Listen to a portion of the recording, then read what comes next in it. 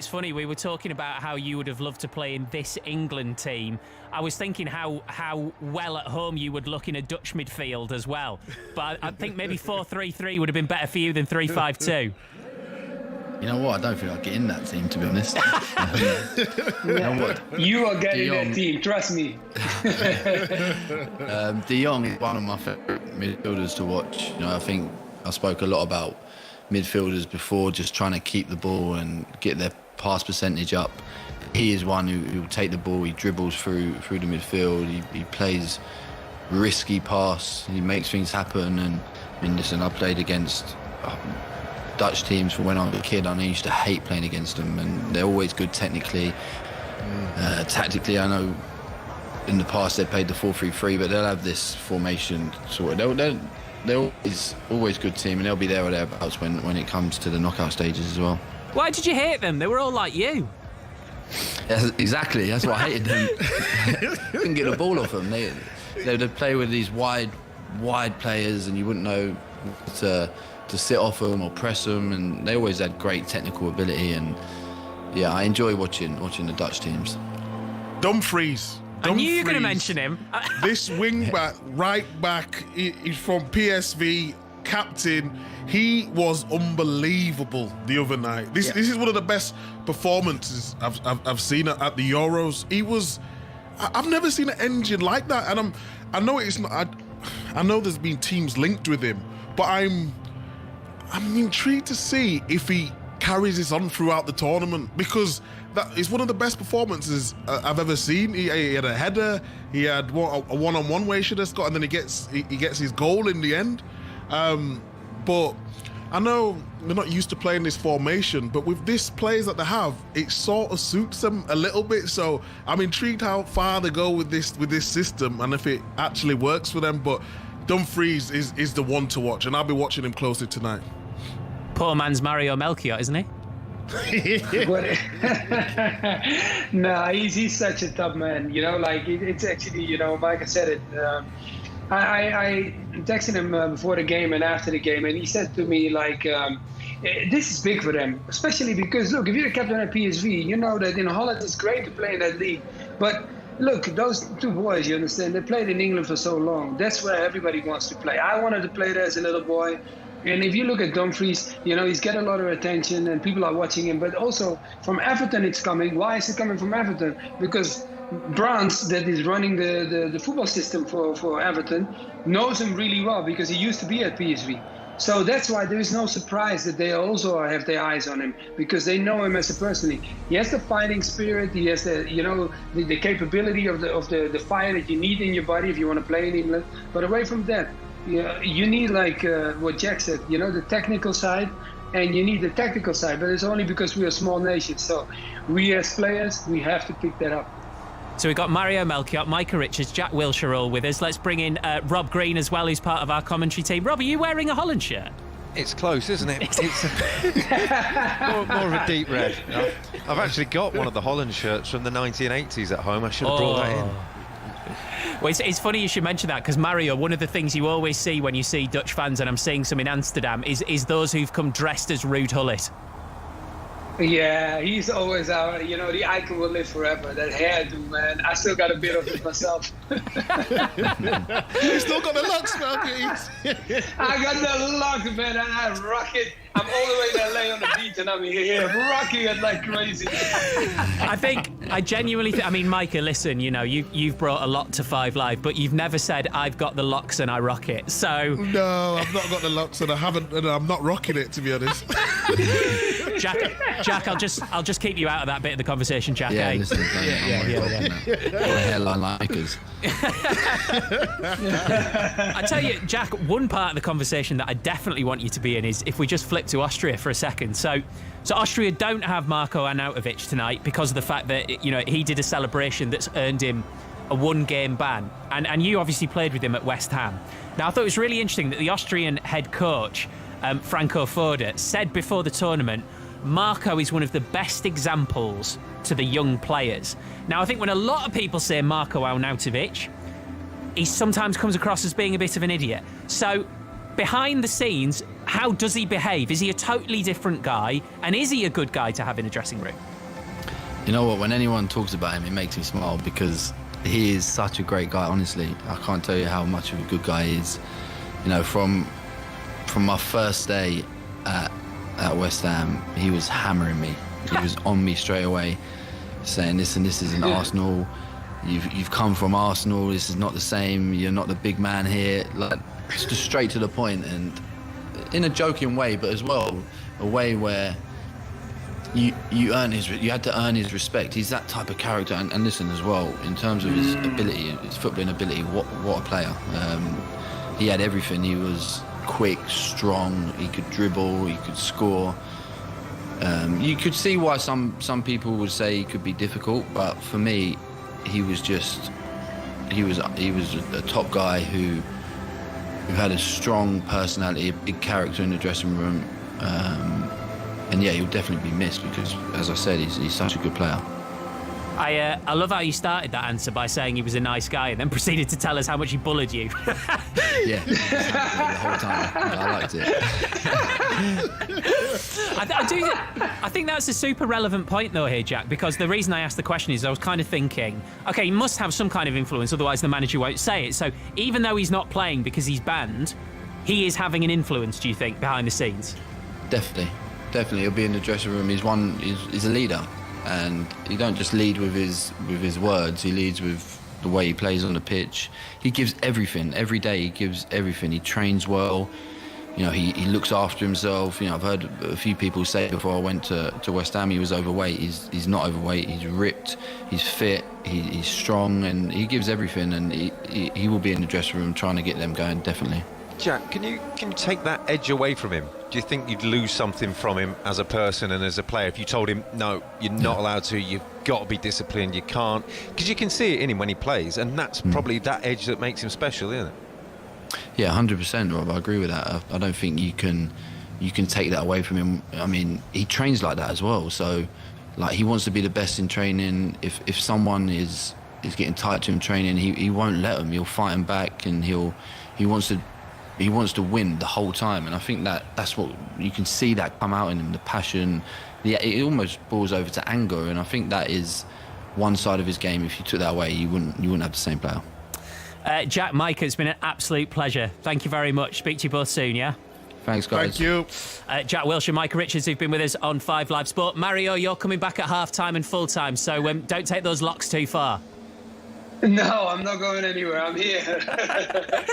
Oh, we're going to have fun with you, Mario. Mario Melchior with us tonight, and he'll be with us quite a bit more as well during Euro 2020. Hopefully that means that the Netherlands will be around for a while as well. Of course, they got off to a winning start, but so did Austria. So if either side can get the points, they are going to book their place in the last 16. We're bringing you full commentary from Amsterdam, and Rob Green is alongside Vicky Sparks. Thank you, Steve. Good evening, everyone. So, yes, a place in the last 16 on offer for the victors at the Johan Cruyff Arena in Amsterdam, which is swathed in bright orange. The Dutch fans are out in force, 16,000 inside the home of Ajax tonight, just over a third full, and they will make themselves heard. The Dutch, the favourites, 7 places above Austria in the world rankings, and impressing in one of the games of the Euros so far, that 3-2 thriller with Ukraine.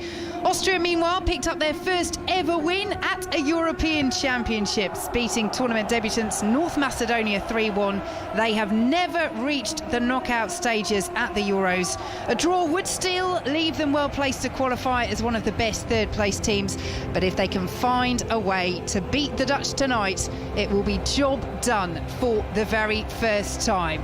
And here is Georginio Wijnaldum skippering the Netherlands once again in the absence, of course, of the injured Virgil van Dijk. We've known for a long time that he would miss this tournament, but Wijnaldum and the Netherlands have started with a bang, lining up all in their bright orange kit in front of the supporters here at the Johan Cruyff Arena. And there is Matthijs de Ligt, a huge boost for the Netherlands that the young centre-half is fit after missing the opener with Ukraine, and he comes back into the side tonight as Austria join them on the pitch in their dark blue training tops with a lighter blue V slashed across it and the dark blue shorts and socks as we prepare to hear the national anthems.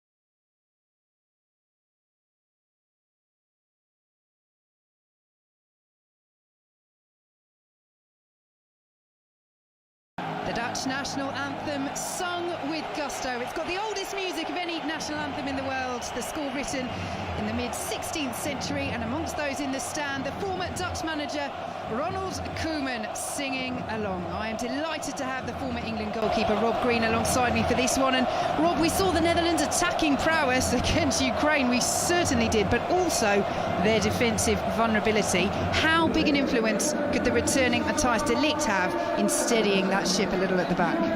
Vicky, yeah, well, the evidence of the first game against the Ukraine, you'd hope a lot for them, but it's one that, yes, he's a wonderful footballer, technically, physically, he's aggressive off the ball, but for a young man, he's an organiser. He talks, he cajoles, he gets people in the right position.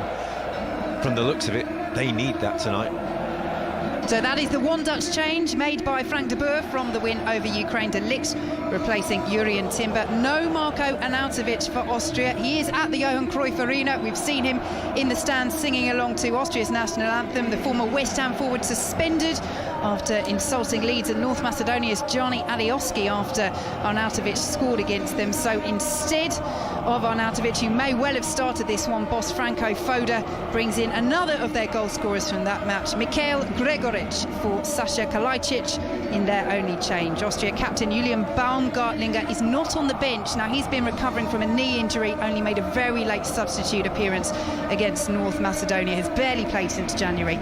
He's not in the squad today. And that goal Arnautovic scored against North Macedonia was his first for Austria since September 2019. He hasn't played much over the last 18 months, but Rob, big tournaments call for big players, and he is still a big player for them and is a big miss. Huge, and he had a massive impact coming on, an assist and a goal, as you're saying, Vicky, and also just one of the players with quality in the team, real quality. And you're looking at some bits of alongside him, you see Alaba getting more and more frustrated against North Macedonia, and then all of a sudden they came out and the game changed. And against a Dutch side that's really talented on the ball, they're going to need their own talent on it just to cause problems. Yeah, we expect David Alaba, the Austria captain, to play at centre-half. Again, he's such a versatile player, but when they play this five at the back, that's where he slots in. So we are about to get underway at the Johan Cruyff Arena in Amsterdam. It will be Austria all in black that will kick us off, the Netherlands all in orange. A reminder, if one of these sides can win tonight in Amsterdam, they will be through to the last 16 of the European Championship with a game to spare. If the Dutch win, they will win the Group 2 with a game to spare. And North Macedonia will be watching on nervously as well, because if the Netherlands avoid defeat tonight, North Macedonia will be eliminated. We are underway. Austria kicking from right to left, get us underway in this first half, and the Netherlands win the ball almost immediately. It's picked up though by Austria and Dragovic, formerly of Leicester City, and he wins a free kick given by the Israeli referee Orel Greenfeld. So we will take you through the lineups. The Netherlands have Stekelenburg in goal, the back three of De Vrij, De Ligt and Blind. Ahead of them, Dumfries, De Roon, Wijnaldum, De Jong and Van Aanholt, with Weghorst and Depay up front as Austria have the ball midway through their own half. They have the Watford goalkeeper Backman in goal, the back three of Dragovic, Alaba the captain and Hinteregger. Ahead of them, it's Leiner and then Leimer, Schlager, Sabitzer and Ulmer, and Gregoric and Baumgartner up front as Austria have the ball in possession with Hinteregger on the halfway line, lifts it forward, it's chested down by Gregoric just outside the penalty area, picked up by Ulmer for Austria, well defended by Martin de Roon, the former Middlesbrough man, will clear away long downfield down to the halfway line and picked up by David Alaba, who, as we expect, Rob, is starting in this centre-half position. How long then do you think before he gets frustrated and wanders over the halfway line? Let's see as the game progresses. I think if they're under more and more pressure, he might just hang back there, but we get given the team sheets, don't we, before the game, which kind of helpfully gives us a formation. And as we were saying, I don't think I've ever seen one where the two teams are correct, so no great surprise that they had Alaba at left wing, but no, he's back in at centre-half. And Austria back in possession just inside their own half. Here is Dragovic, plays it all the way back to Daniel Backman in the Austria penalty area. Really impressed for Watford in the second half of the season. Backman came in for the injured Ben Foster and kept him out of the side on his return, which earned him a debut only earlier this month against England, the first time he's played for Austria, and now he's starting at the European Championships as the Netherlands win the ball with Wijnaldum, sent it out to the left-hand side, and Memphis Depay, he's being well challenged and held up at the back there by Stefan Leiner. The home crowd not impressed with that challenge, but it looked a fair one, Rob. Yeah, it was good defending, and Memphis Depay immediately, when they won the ball, spun out down that left channel, down the side of the three centre-halves.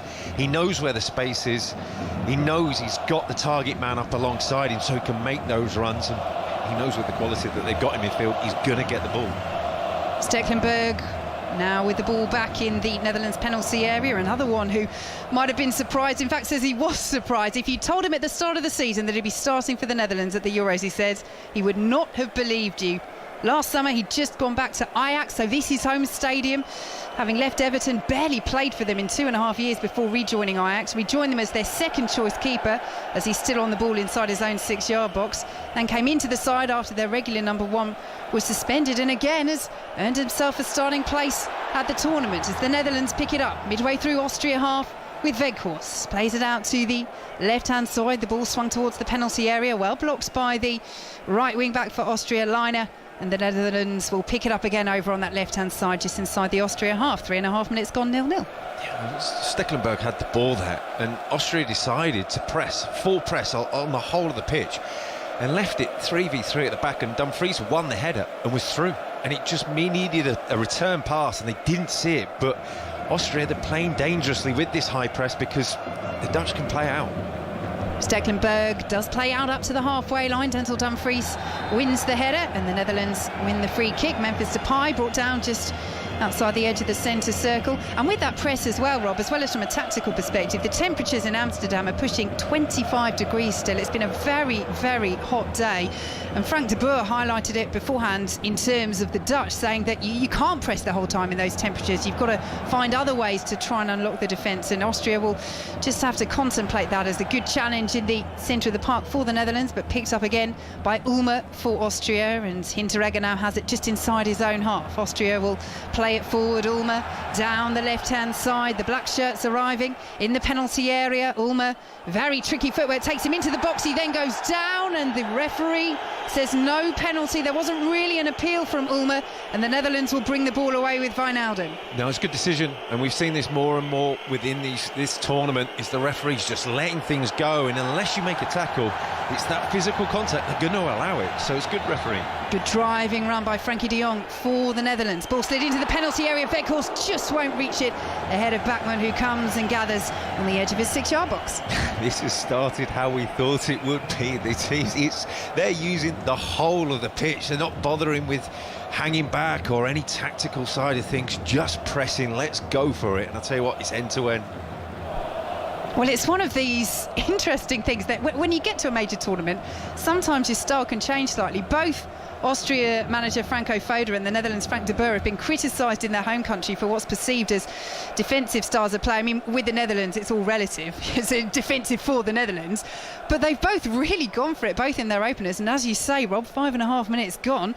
It started at some tempo. Yeah, I think Austria have to start quickly, because if they get caught out by this team, then they'll be dead. But watching them against North Macedonia, when they had more of the ball and they sat off, they got frustrated. So perhaps the Netherlands, when they press, they're really playing into their hands. Now, all of a sudden, they're just playing a more cagey game, just staying off them a fraction.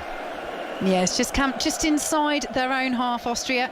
0-0 in Amsterdam with the Netherlands here on 5 Live. Here is David Alaba driving forward from centre half, again taking the armband in the absence of Julian Baumgartlinger. And the ball is played forward, looking for Ulmer, who's been a real outlet down that left-hand side so far for Austria. Cleared away by the Netherlands, but will be played forward again. Ulmer hadn't made the run that time, and the ball goes behind for a Dutch goal kick. It's just interesting. Hinteregger is playing on the left-hand side of the three, which he started against North Macedonia doing, and got the ball and drove forward with the ball a lot. And during commentary, I said, Alaba should be out there. He's the player with the quality. And after about an hour, he did that, and they switched, and then all of a sudden he's providing the cross for the third goal. So I don't know, I wonder how long that'll last as well. Stekelenburg's goal kick is long. It's tidied up by the black shirts at the back for Austria, but well won by De Roon for the Netherlands. Here comes Weghorst just outside the penalty area, tried to lay it off to Dumfries, cleared away by the sliding challenge of David Alaba, the Austria captain, straight to his counterpart number 8, Jorginho Wijnaldum. Wijnaldum for the Netherlands, just outside the centre circle, lays it off to Daley Blind. Incisive pass down to Memphis Depay, just outside the penalty area, and back in field to Wijnaldum. He's well closed down in the centre by Konrad Laimer. And the Netherlands work it out to Blind on the left-hand side. Depay's challenged 2 black shirts on him there, and they get the better of him. And Gregoric, though, can't keep hold of it. And there is De Ligt, comes sliding in. Advantage played by the referee again, as Rob Green says. That desire to let the play keep moving, which is so good for the game. And now here comes De Vrij down the left-hand side, goes into the penalty area, stumbled right on the edge of the box under the challenge. And then the Netherlands again wants a free kick. Dumfries has gone down, and the referee is having a think about this. So far he's given nothing. Jorginho Wijnaldum is coming over to complain and saying, well, hang on a minute, there was perhaps not one but 2 half-penalty shouts just around the edge of the penalty area, and you didn't give either of them. No, he's not going to give anything tonight. I think Hinteregger's committed to the first one. I don't think there's any contact at all, but then again, it's another close call, and Alaba clearly treads on the foot of Wijnaldum inside the penalty area. Well, I think VAR surely have got to have a look at this, because as you say, Rob, yeah, they are having a check. And I think you're right. I think he does catch him. I think it's just inside the box. And I'll be surprised. It obviously has to be the clear and obvious bar, but I would be surprised if this is not given by VAR. And the referee is going to have a look at the screen. And Rob, we know what usually happens when the referee goes over to have a look at the screen. Yeah, it's a penalty. He's taken a bad touch, lunged in, got there second, contact on the foot, inside, just on the corner of the box. I mean, Wijnaldum's, half of him is outside the box, but his foot is inside the penalty area. And it is a penalty. The big cheers from the Dutch fans will tell you that, but Rob Green called it a minute ago. The referee wanted to have a look to make sure. The foul by Alaba, and it will be a penalty to the Netherlands. And he's just late, stands on the top of the foot, right in the corner of the box, and the penalty will be awarded to the Netherlands. And Memphis Depay, 5 goals in his last 4 games for the Dutch. He didn't score in their last one against Ukraine, but he was still such an influence. Memphis Depay, who has scored 8 penalties in Ligue 1 this season for Lyon, now has the ball on the spot for the Dutch to give them the lead against Austria inside the opening 10 minutes. It is a wall of orange behind that goal. The referee is just telling him to wait to make sure that Watford's Daniel Bachmann is on his line, which he is, all in light green, trying to make himself as big as possible, waving his arms either side. Here is Memphis Depay for the Netherlands, up against Bachmann of Austria. Depay scores! Bachmann went the right way, but it was low from Depay into the corner, and the Dutch have the lead, 1-0. Cool as you like, confident as you like, great penalty. Good decision eventually by the referee, using the VAR, used a short run at Memphis Depay, and from that, on the angle, it generally suggests to gain the power to beat the goalkeeper, they're going to have to whip it. And with a right-footed player, it goes to Bachmann's right. He knows that, but it's such a good penalty in the bottom corner. He's got no chance. Well, he was the penalty hero, Bachmann, for Watford. I remember back against Oxford in the League Cup penalty shootout, saved 3 spot kicks in that, but he couldn't save there from Memphis Depay. And the celebrations erupt in the stands in Amsterdam. Clenched double fists from Frank de Boer. Fingers in the ear celebration. Think Iosi Perez from Memphis Depay. He points to the heavens. He has given the Netherlands the lead against Austria. His 27th goal for his country in just 66 caps. And it's remarkable when you think back, Rob, that it just didn't work out for him at Manchester United. No, and it's one that is not the only one. As a forward, it hasn't worked out for. He's seemingly just enjoying his football again now. And it's going to be a big ask for Austria now. I think the longer that they stayed in the game doing the thing, and they just got caught on the ball a couple of times in the lead up to that, and again Depay getting caught, and Alaba getting caught on the ball, sorry, that, you know, yes, they can press, yes, they can try their own thing, but you've got to take care on the ball when you do have it. And they haven't been able to take care on the ball there, Austria. Marcel Sabitzer sending it out to the right-hand side, but it's picked up by Patrick van Aanholt of Crystal Palace, and the Netherlands once more will come over the halfway line, leading 1-0, 12 minutes played here on 5 Live. Stay with us at half-time as well. We will have an interview with Gareth Southgate coming up ahead of that huge match at Wembley tomorrow, England against Scotland, as the Netherlands come forward. De Jong Depay strikes it from the edge of the D.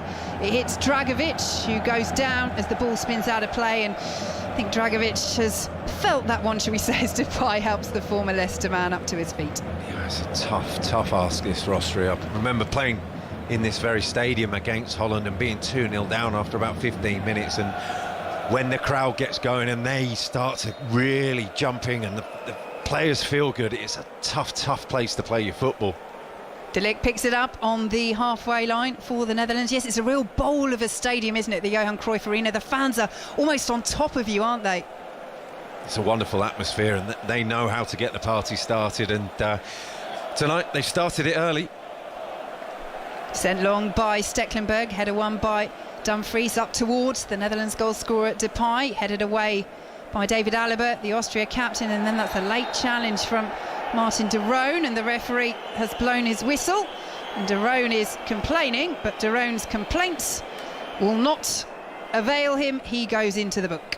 Yeah, lunging in late, simple booking. Alaba booked for his tackle in the penalty area, which seemed a bit harsh after giving away the penalty. That is about as simple as you get for the referee to make the decision.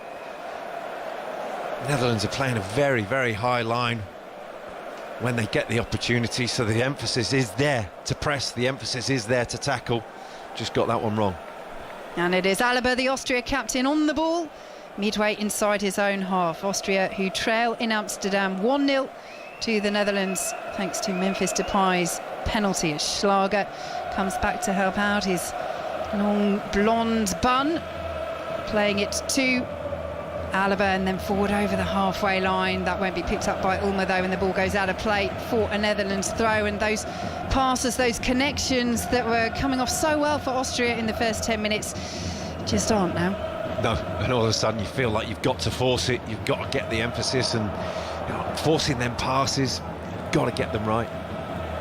Little slip from Van Aanholt inside the penalty area for the Dutch, but Stekelenburg was alert to the danger and clears long downfield, and Schlager will pick it up on the halfway line for Austria, who now work it out to the left-hand side, and Ulmer again, who likes to get forward. Dumfries is back there defending. Here is Sabitzer for Austria, and will lay it off to Schlager, and now out to the left-hand side, and Ulmer once more. Again, good defending by Dumfries, who comes tight to him, and the ball was played forward, but Gregoritsch knew that he was offside, had to leave it, and the ball goes behind for a free kick to the Dutch. When it comes to penalties as well, that was only the second penalty to be scored at these Euros out of 6 so far. Ronaldo scored the other. Keeper's doing a good job, Rob Green. Yeah, I mean, keeper's on top, nice to see. I think it's looking at it, see the save earlier for Ukraine. Unfortunate that the rebound got saved. It's one that an absolute bugbear as a goalkeeper. Everything's against you. And this is against Austria at the moment. The flow of this game as Weghorst breaks into the penalty area,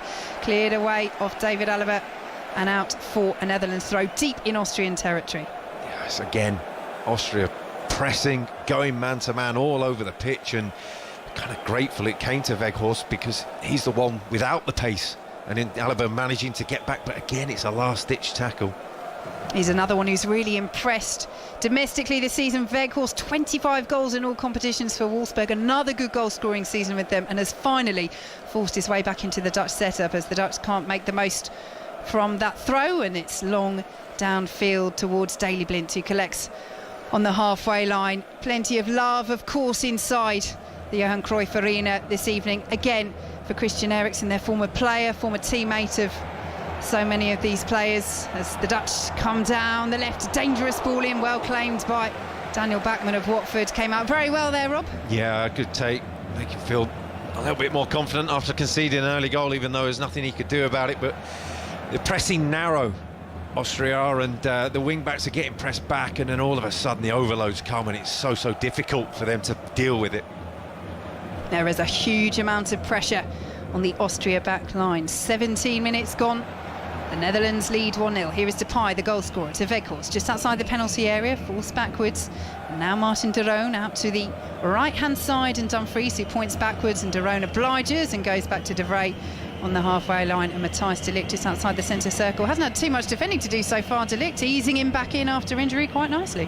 That's how we would have liked it, wasn't it? Here's Depay cutting inside from the left, long ball into the penalty area.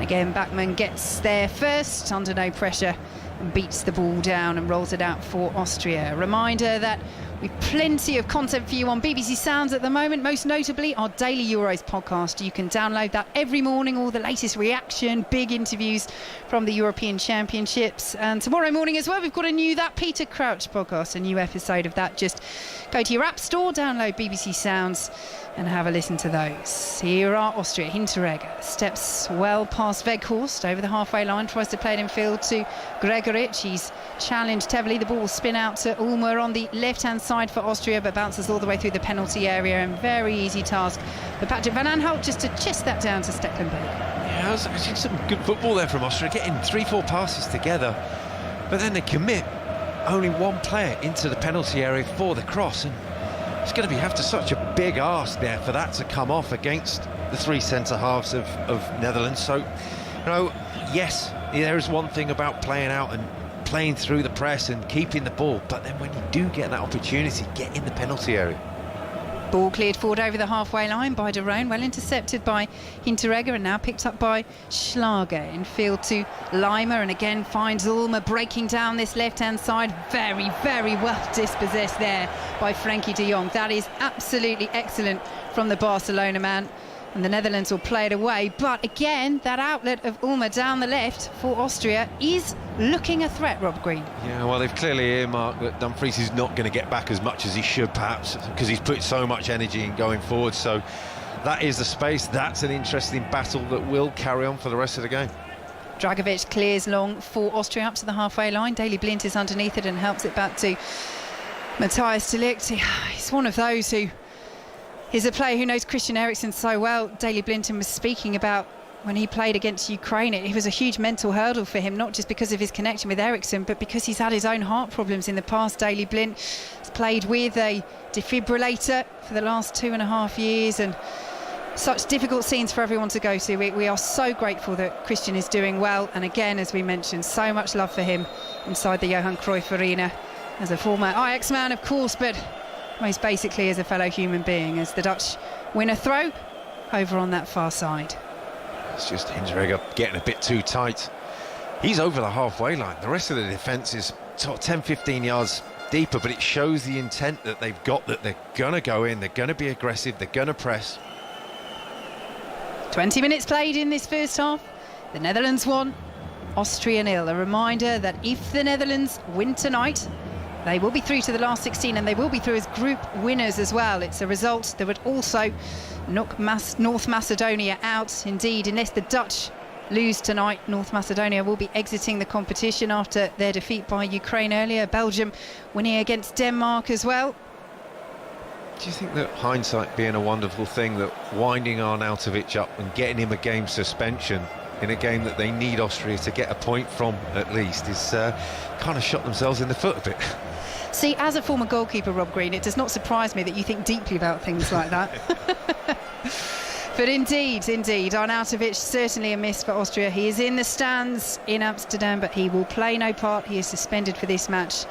And Austria need someone to find something. They trail to the Dutch midway through this first half. And you look at the scoring record of Mikhail Gregoric, who's the player who's come in. He's really struggled to pin down a starting place with Augsburg this season, as Austria picked the ball up just outside their own penalty area, stopped that Dutch attack. But that's the problem, isn't it? But when you look at a tournament like this, yes, I'm never going to say, standing next to you, Rob Green, that goalkeepers are not important, but having a striker in form and that can score the goals is so crucial. Yeah, losing one of your main players, your most quality players, and Gregoric starting, he came on and was sharp against North Macedonia, but this is a different proposition up against the Netherlands.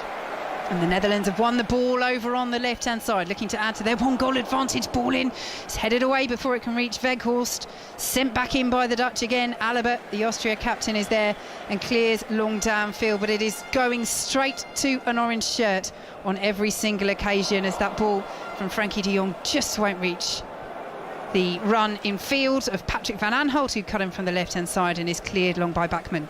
Yeah, it's really comfortable now for the Netherlands, and you just look so confident on the ball. The forward passes into the front line of finding the feet of the players, and it's just from that point, can they execute the skills, can they get it right, the touch is right at the moment. It's not quite coming off for them, but they'll just keep probing, keep the ball, and it's making it harder and harder for the Austrian team. Netherlands 1, Austria 0 here on 5 Live, as Blint advances down the left-hand side, lays it off to Patrick van Aanholt of Crystal Palace, and now in field to Frankie de Jong. Lovely turn, takes him through the Austrian midfield away from Lima. Sliding challenge then wins it back for Austria and will be played out to that right-hand side. They then win the free kick, their right wing back Stefan Leiner going down, and it will be a free kick to Austria midway inside their own half on the right-hand side. Netherlands are utilising Daley Blind's versatility when he steps forward out of the defence, and leaving the two other centre-halves at the back against the one striker, and he's filling in midfield. And when Austria do win the ball, they're faced with another player in midfield looking to press, and they're just so confident in that position, because they know realistically Gregoric, he's sharp, but he's not electric. He's not really a big man to hold it up. There's not really that thing, and you can see why he's struggling holding a place down in the Bundesliga. And Dragovic has just played the ball straight out of play for Austria. Tried the crossfield pass, but it goes straight out of play on the halfway line in front of his manager, Franco Foda. His first major international tournament as a manager, as Depay breaks into the penalty area for the Netherlands, hit the side netting, and I reckon around half of the 16,000 fans inside the Johan Cruyff Arena thought that was 2-0. Wow, Alaba just could have collected the throw, but decided to leave it. I don't know whether he meant it or not, but he immediately turned around and said, why is no one talking to me? He didn't know that Depay was behind him, but I think he's just covering up for a poor touch. And they got away with it, Austria, but they trail 1-0 in Amsterdam.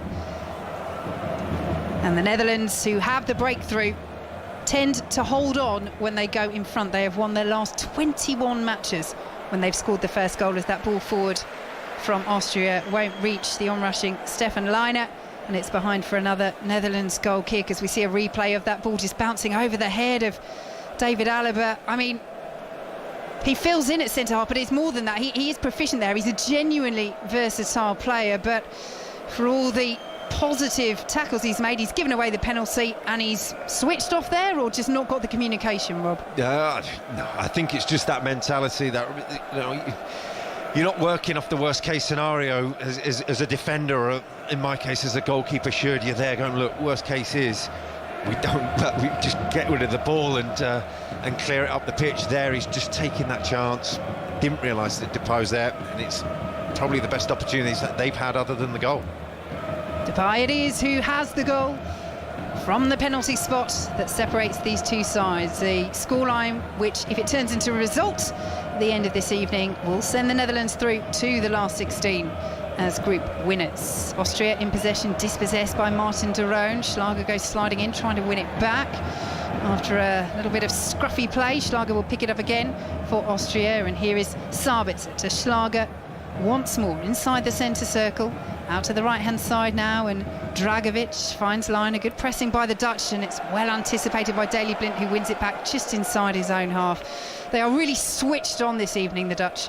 Yeah, I think they sense the opportunity. They'll have watched the game against North Macedonia, where Austria really struggled to keep the ball in any great length. And you know, as international teams go, one of the attributes that you need is to be able to keep the ball and unlock a side. If you can't keep hold of it, how hard is it going to be to actually pick a pass through this Dutch defence? Fantastic noise inside the Johan Cruyff Arena. This is what we have so missed this season. The joy, the exuberance of fans, and the seats bathed in orange, as Daley Blind has it for the Netherlands on the left-hand side. Depay tried to lay it off to Patrick van Aanholt, who, shall we say, had not anticipated that ball from his teammate. Not quite on the same wavelength, but as I said, they'll keep on probing. They'll back themselves to get some right, get one or two right, and they'll think that's all they need. The Netherlands won, Austria 0. Here on BBC Radio 5 Live. Tomorrow, our build-up to the big one. England against Scotland starts from 6 a.m. on 5 Live Breakfast, with the team out in Leicester and Glasgow as Austria break into the penalty area. The header down by De Ligt just in front of Stekelenburg. It was a good effort driven in by Baumgartner for Austria, and De Ligt is wincing in pain here, having made that block just in front of Stekelenburg. It was right behind it as well, but Baumgartner letting fly, and I think we can see why he's wincing in pain. Rob Green? Yeah, might be a bit of a sore nose from that one, and brave defending. Stood up, stood strong, took it clean in the face, but attacking down this left-hand side again, Austria had the opportunity. Baumgartner's always going to come inside onto his right foot. It's a good strike, strong strike, and I don't think De Ligt's quite so grateful. Indeed.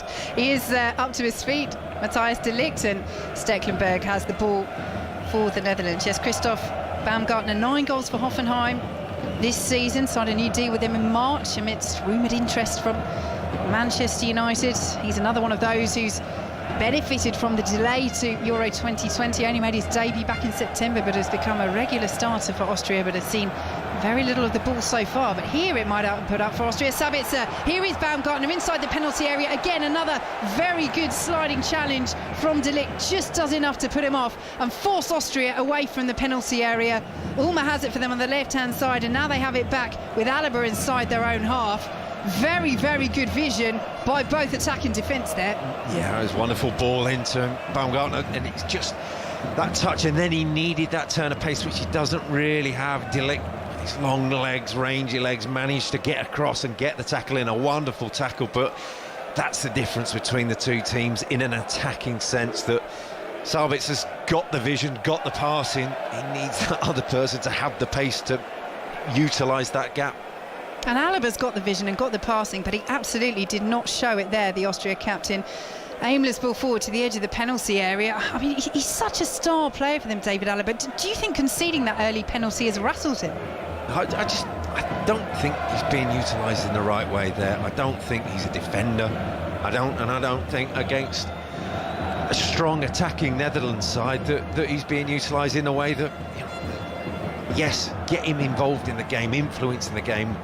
They've been criticised for playing him out wide on the left and him sort of having a bit part in the game. But at centre-half, I'm not sure. Long ball forward from Bachmann for Austria, collected by the Netherlands skipper Jorginho Wijnaldum. 29 minutes played, Netherlands 1, Austria 0. Has just joined Real Madrid, David Alaba, after leaving Bayern Munich, 13 years with the German side. He's such a decorated and talented player, became the youngest player to win 10 Bundesliga titles this season at the age of 28, but there will be questions asked amongst the Austrian press and fan base about whether Franco Foda, as Rob Green says, is getting the best of David Alaba as Daley Blind wins a free kick for the Netherlands just inside the Austria half. Breaks down on the left-hand side though, and will be brought away by Austria. They can't make anything of that though. And Stefan de Vrij will pick up the ball for the Netherlands midway through their own half. De Vrij now over the halfway line, plays it forward looking for Weghorst, but he won't be able to use his strength to hold on to that. And Schlager has it midway through his own half for Austria. Franco Foda, the Austrian manager's one that can change his formation, can adapt, and you just think that playing North Macedonia is a very different proposition to playing this Dutch side. So, you know what? They need an outball. They need something to scare the defence of the Netherlands and put Alaba in an attacking sense, because, you know what? They leave gaps. Here is Baumgartner for Austria. Went for the 1-2 with Sabitzer, and the referee agrees with the Austrian appeals and says that is a free kick to Austria. Third of the way inside the Netherlands half on the left-hand side. Just in terms of the formation, Rob, is it as simple as he just wants to match them up in terms of the three at the back? But is that necessarily the right decision, as you say, if you're not getting the best out of your best player? You want your best player to be the most influential player in an attacking sense, and he is that. And Sabitzer did that in the previous game, but needed help, and he's not doing that right now. He's on the ball now, Sabitzer, as Austria take that free kick short. Ulmer sends it in field to Lima, who's under pressure from Daley Blind, and that's good pressure from the former Manchester United man, as it's cleared away by De Roon at the back. It just must have spun out of play there. For a moment I thought De Roon had just fired it into his opponent outside his own penalty area, and the ball had spun quite kindly for Austria, but the flag is up on the far side. The Netherlands have the decision, and still they lead by a goal to nil as Frank de Boer scowls on the touchline.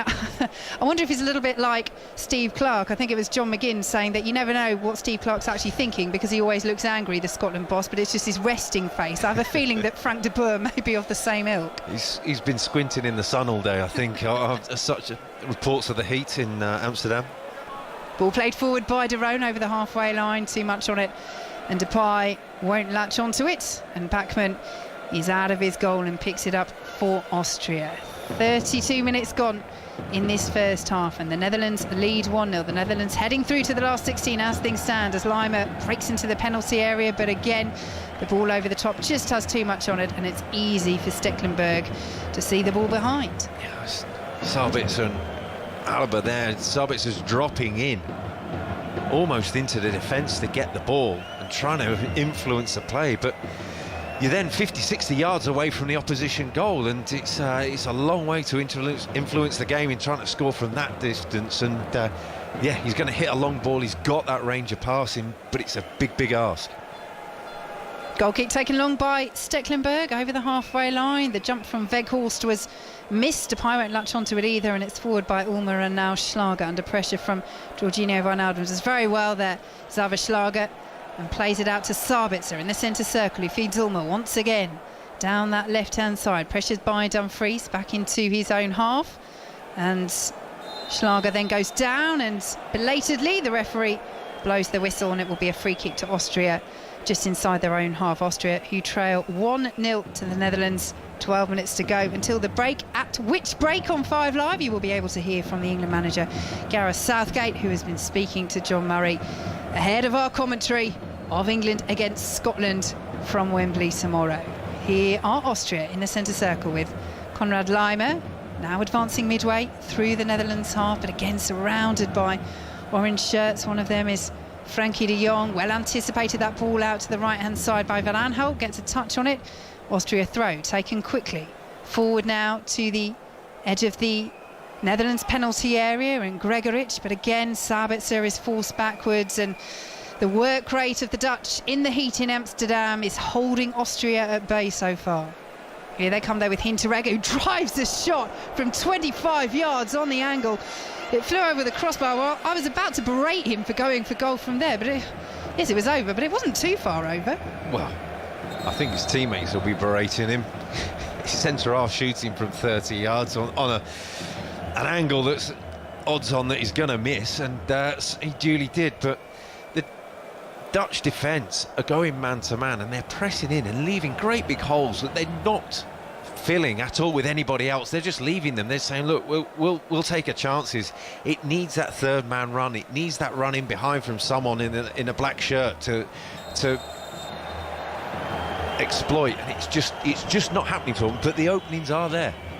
Dragovic penalised for a foul on Memphis Depay, and the Netherlands have a free kick just inside their own half. Dragovic, the former Leicester City player, has just joined Serbian champions Red Star Belgrade after leaving Bayer Leverkusen. He was a very popular player, Dragovic, at Bayer Leverkusen. They had a song for him, which roughly translated contained the line, he tackles players very strongly and has the best hair in the league, which is two nice things to hear, I think, if you're a strong centre half with long hair like Dragovic. Prides himself on his hair, must he? Laimer wins the ball for Austria midway through their own half, trailing the Netherlands by 1-0 in Amsterdam. Here is Baumgartner, and Hinteregger is up on the overlap. The centre half wins the throw deep in Netherlands territory. That's more what you want him to do then, Rob? Just get forward to support the attack a little bit, or as the former goalkeeper, are you saying maybe just stay back a little bit and watch the Dutch coming forward? Not your centre half, maybe. I mean, he's been given a licence clearly, and this left-hand side, their left-hand side, they really are targeting it. Now Schlager's gone down just outside the Austria penalty area. The whistle has gone for a foul on Wijnaldum further up the pitch by Hinteregger, who will now do as Rob Green wants him to do and get back towards his own penalty area. But that's exactly what you're saying, Rob. If you are going to allow your left-sided centre-half to go forward, why not make it Alaba? Well, this is it. And Hinteregger with that tackle, I think he showed he's had enough of going forward, because he wasn't going to track back then, was he? So free kick to the Netherlands, who lead 1-0 here on 5 Live. 8 minutes to play until half-time, as well as the huge England against Scotland match coming up for you tomorrow. We have 2 other commentaries too. Sweden against Slovakia with Conor McNamara and Clinton Morrison. That's from 2 o'clock. And then Croatia against the Czech Republic, that other game in England and Scotland's group, from 5 o'clock with Alistair Breece-Ball and Chris Sutton reunited. The Netherlands with the ball on the left-hand side. Daley Blind will win the throw midway through the Austria half. If you're Frank de Boer approaching half-time, Rob Green, how pleased would you be with this first half so far? I think you'd be pleased. I think they can penetrate the Austrian back line when they get it right. They're getting plenty of the ball.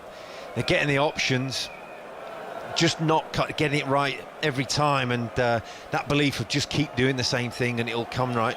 But also I'd say that, before the Austrian manager, yes, they went behind early, but they've kept it relatively quiet. I mean, they haven't been bombarded on their goals, so they're still in this game. Former England goalkeeper Rob Green with us on 5 Live this evening as Schlager plays the ball forward, cleared away by Stefan de Vrij. Schlager will win it again for Austria. Liner will try and keep it in on the far side, but won't do so. And the ball goes out for a Netherlands throw. But Xaver Schlager, in the heart of that Austrian midfield, is coming into this more and more, as the Netherlands have a player down on the far side. It's Daley Blind, and Michael Gregoritsch is just having a word here, having tangled with Daley Blind, who went down and hit the deck. He's now back up to his feet, and Gregoritsch, he is in late there on the former Manchester United man. Clumsy.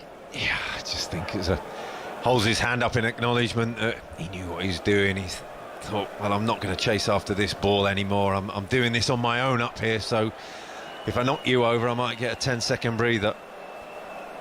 And they do have a breather, Austria, trailing the Netherlands by a 1-0, and they have a throw over on that far side, which will be taken looking for the run of Baumgartner. There's plenty of movement here from Austria, but I'm not sure Liner really knew who to aim for, and the Netherlands will clear away, headed forward by Alaba, collected by the Netherlands once more, and De Vrij, now the former Middlesbrough man, Martin de Roon, played forward, looking for the run of Weghorst, who's into the penalty area, tries to pull it across to Depay, and Depay skews it over the bar from inside the 6-yard box. It was a bouncing ball, to be fair, but the Dutch fans in the stands have their hands on their heads, and with a player the calibre of Memphis Depay, you'd expect him to do better. It's a wonderful crossfield ball from Van Aanholt.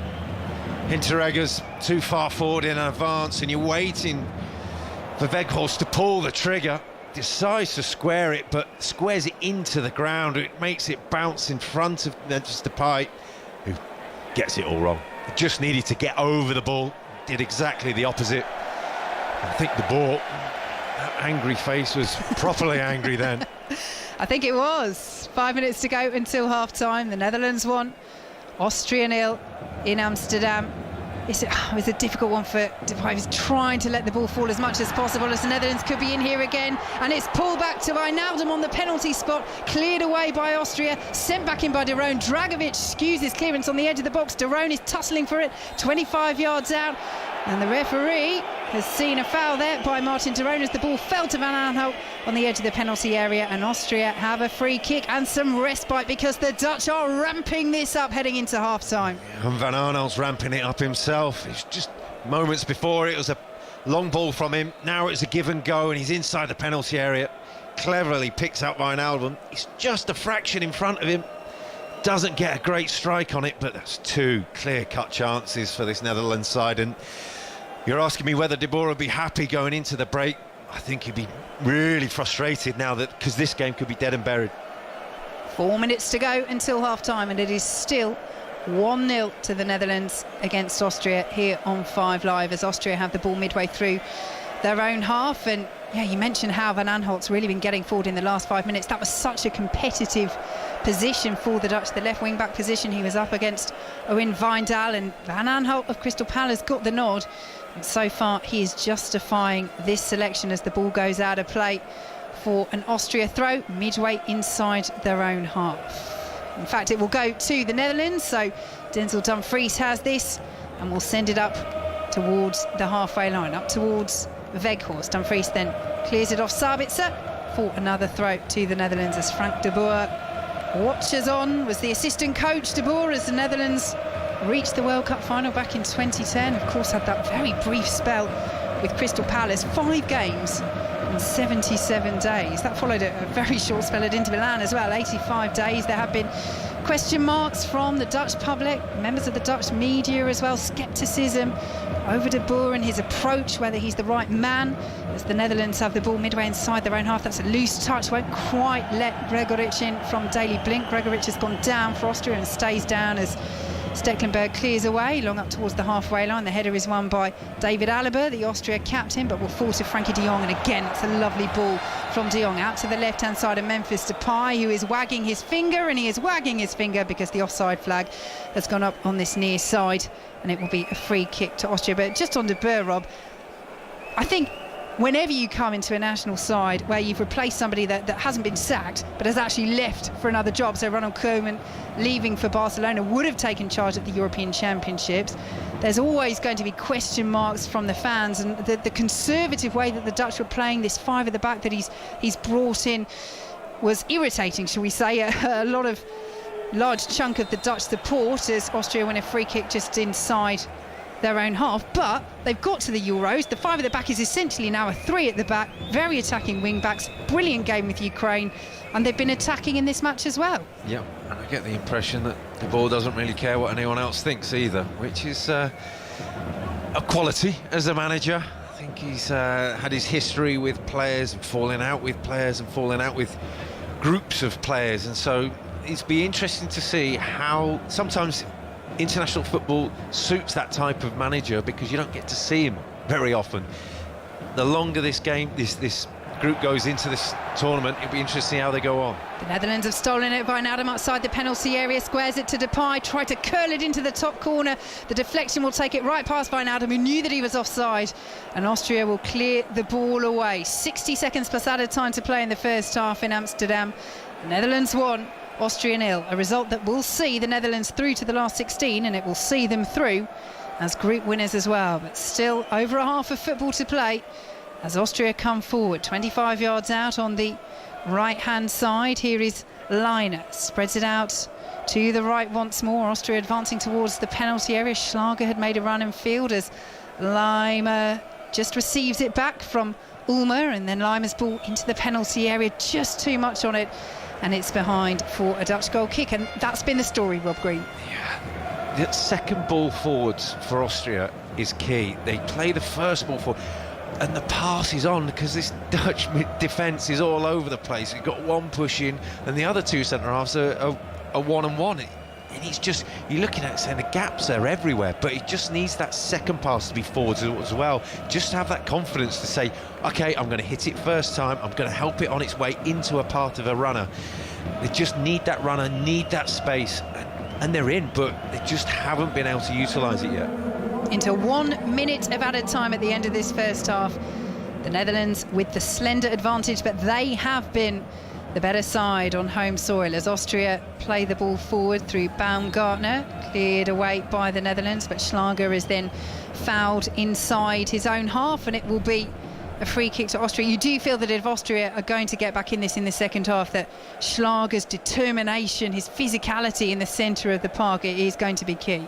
Yeah, hopefully they don't tire like they have in this first half as well, because realistically looking at it, they've been caught out a number of times now in the tail end of this first half, and if that fast start from the Netherlands really did catch them out, and then they couldn't really find their legs.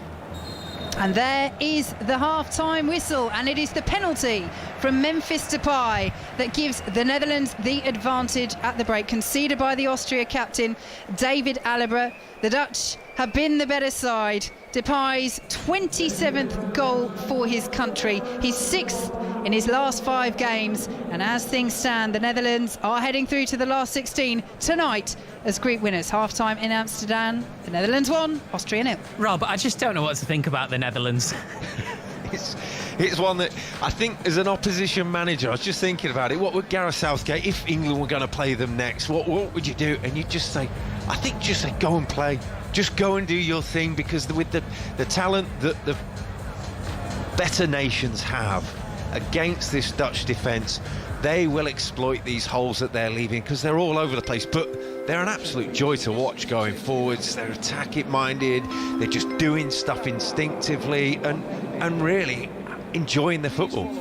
Mario Melchior is back with us as well. What have you made of that first half, Mario? No, it was really good. I feel like they have to really finish the opportunities because they got a couple, if you see the goal that Depay makes on a penalty is a great goal, but if you see the opportunities, the one that he kicked wrong, of course, the inside of his foot, it was a bouncing ball, he should have taken that opportunity. But away from that, just that you guys already talked about, look, you play against a team that maybe don't expose you on the backside like the counter-attacks and really try to make them weaker on the back of the defense of Holland, because they play so high up. And if they play against a team that know that, they might get themselves in trouble. I've got to ask, Mario, the kind of head coaches that you played under when you were playing for the Netherlands, there's no way they would have accepted the kind of defensive instability that's going on, surely? No, we never played defensively. No, as a kid when I grew up, you understand, you come from Ajax, I was 9 years old when I joined them, and I played all the way till 21 years old, so I played through the whole youth system of Ajax. And we always go about this, is that when we walk on the field, already when you put your feet on it, you feel like you're already leading with 1-0. And that mentality is almost ingrained in you, saying like you are better than your opponent. But you have to be careful when you hit the top, when you become a pro, you start to understand that some of the sides that you face know about that. And that's the same with the nations, because you have to be careful, because I don't feel like this game is already won by them, because they have to be careful.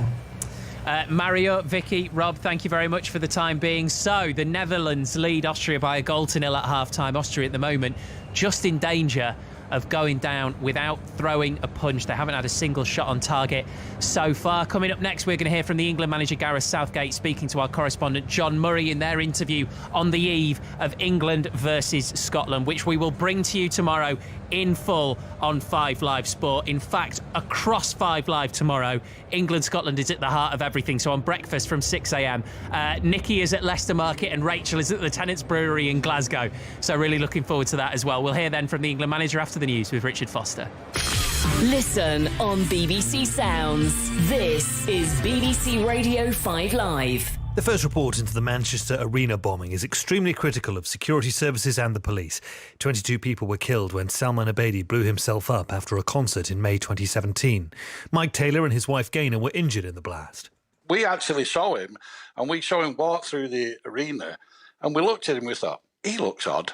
And we are just sort of like lay people. We're not the security people. If we saw him and we thought he looked odd, surely the security people, they must have seen him and thought, he looks a bit strange. Everyone aged 18 and over in England will be offered the chance to book a coronavirus vaccination from tomorrow.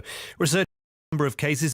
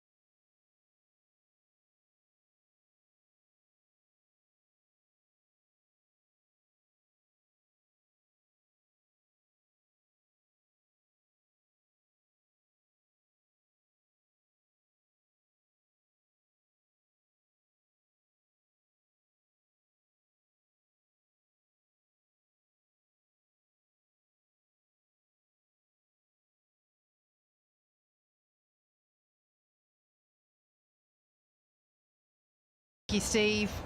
Yes, the players out on the pitch at the Johan Cruyff Arena.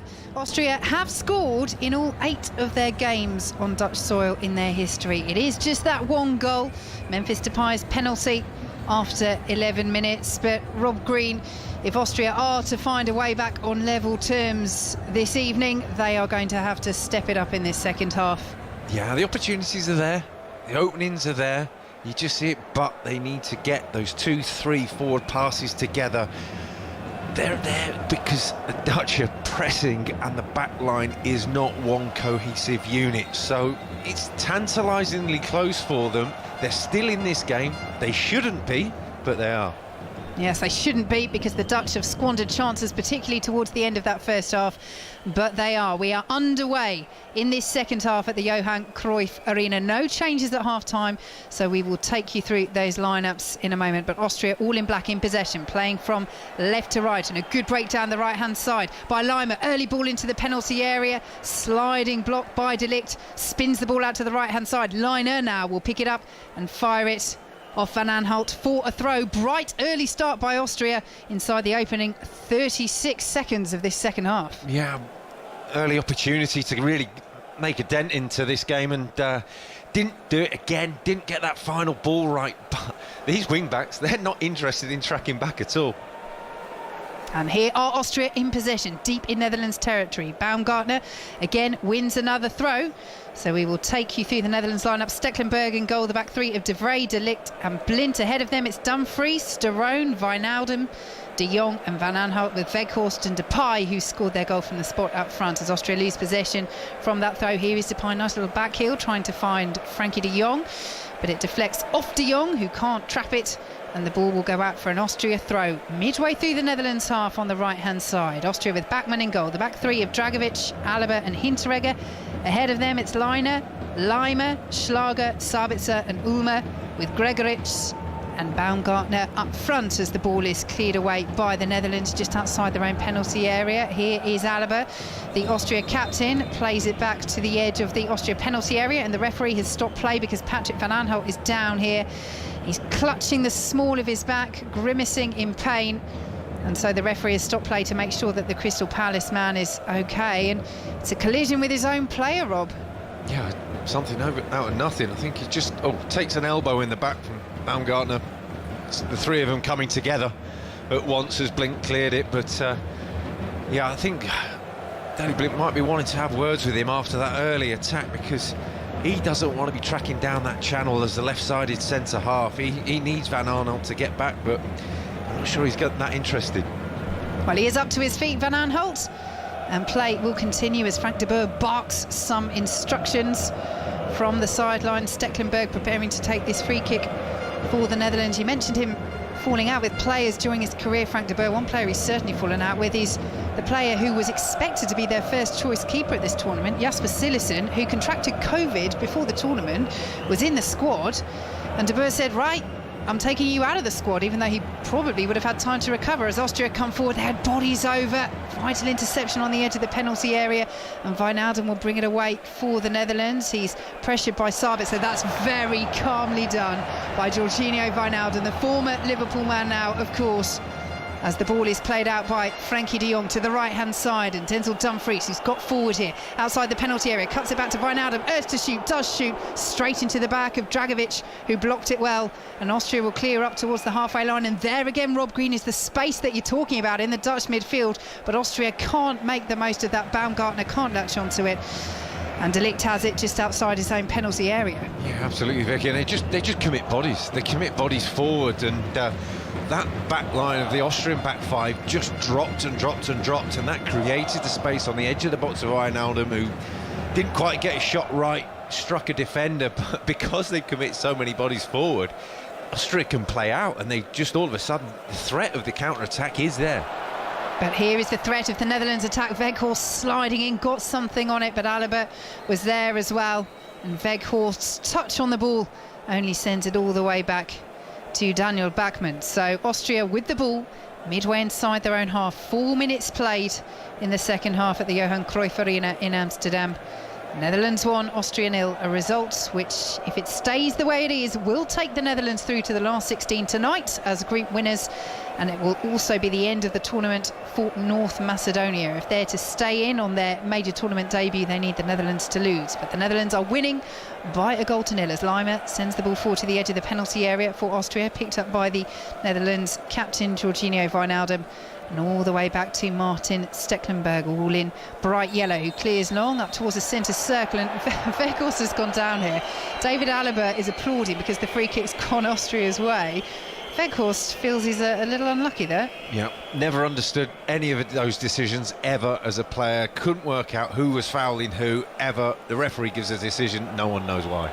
Gregoritsch looking for the 1-2 inside the penalty area, cleared away by the Netherlands, headed on by Austria on the edge of the centre circle and forward from Sabitzer now. Again, the Austrians looking bright in this second half as they look to get back on level terms. The Netherlands have given the ball away, and again Austria will have it over on the left-hand side with Ulmer, and then Hinteregger. Well, it looked like a lazy ball forward there, but Baumgartner was wise to it. Blink clears away inside the penalty area for the Netherlands and will be picked up by Dumfries, but he's well dispossessed by Ulmer. The Dutch really haven't got going in this second half, and you can hear the cries of frustration from some of the Dutch fans around the Johan Cruyff Arena as that attack breaks down for Austria, and it's all the way back with Stekelenburg. But they need to wake up here, the Netherlands. Yeah, Austria started brightly, started the better, and Stekelenburg, experienced as he is, just standing on the ball, taking a sting out of the game for a few seconds, and they need it because it's been a slow start. Well, he's cleared the ball long over the halfway line, Martin Stekelenburg, and two players have gone down here, Dumfries and Hinteregger. Dumfries is saying that it should be a foul. The referee is motioning his hands together to say no, it's just a coming together, and both players are back up to their feet. Yes, Stekelenburg, as you mentioned, Rob, so experienced, 38 years old. The former Everton, Southampton and Fulham man, became the oldest Dutch player to play at the Euros when he started their first match against Ukraine. So he's broken his own record today? He has indeed. Record-breaking history maker. One of those you keep your eye on, isn't it? Austria in possession just outside the Netherlands penalty area, swung in by Liner, behind for an Austria corner. Yeah, they're getting joy down the flanks. I think the space is there because of the two centre midfielders staying very, very central for the Netherlands. Just outside of them, just in that pocket of space, in front of the wing back, by the midfielders. They can play out through that. Well, now David Alaba, from a set piece, has a chance to show us what he can do with his delivery. The Austria captain swings it high to the far post, and unfortunately for David Alaba and Austria, he didn't show us too much there. Perfect for Stekelenburg. You love them as a keeper. You know that the player who is on you is in front of you, and it's clear their head by about 2-3 feet, and you can catch it about head height. It's as comfortable as you like. The first corner of the game, unbelievably, and it's one that you just think, what a waste. Yeah, I saw your eyes light up, Rob Green. Keepers. The Netherlands in possession. Here is Van Aanhout out to the left, and their goal scorer Memphis Depay, whose penalty after 11 minutes gives them the lead at the Johan Cruyff Arena. 8 minutes gone in the second half here on 5 Live as the ball is cleared out of play for a Netherlands throw midway through the Austria half, and again the noise rises in Amsterdam. The Orange fans are very much enjoying this. They know that this scoreline will take the Netherlands through to the last 16 this evening, with a match to spare as group winners as well, as Schlager clears the ball away from outside his own penalty area. Austria then want a free kick just inside their own half, but it's not given by the referee, who again allows play to continue. Ball forward from Van Aanholt is cleared away by Dragovic, out for a Netherlands throw just inside the Austria half on the left-hand side. You just wonder if the Dutch do go through with this win.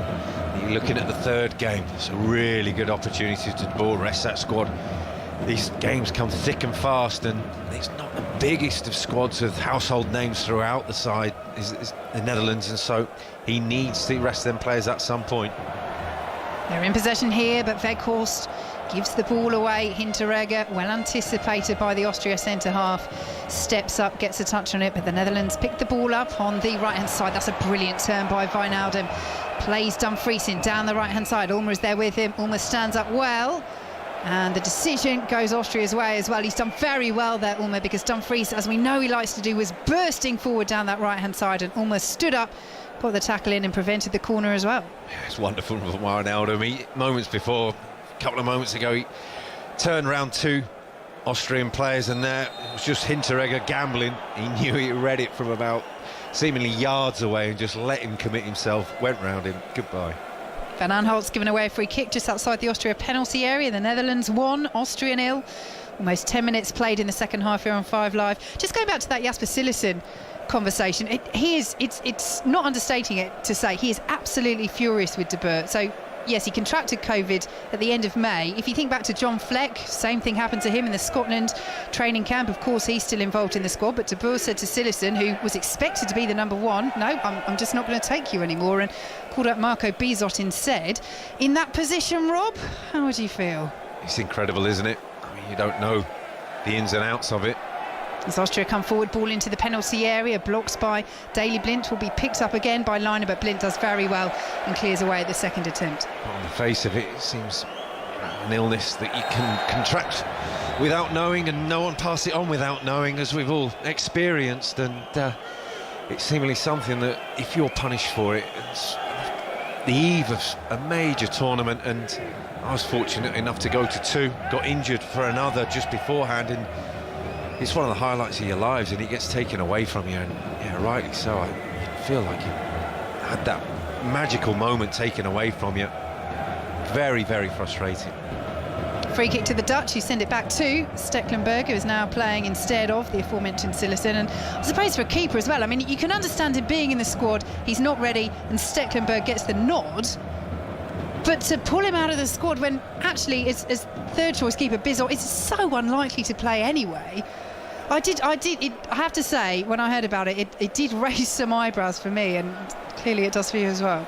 Yeah, if you think about the man management, De Boer has, as you say, upset people in the past.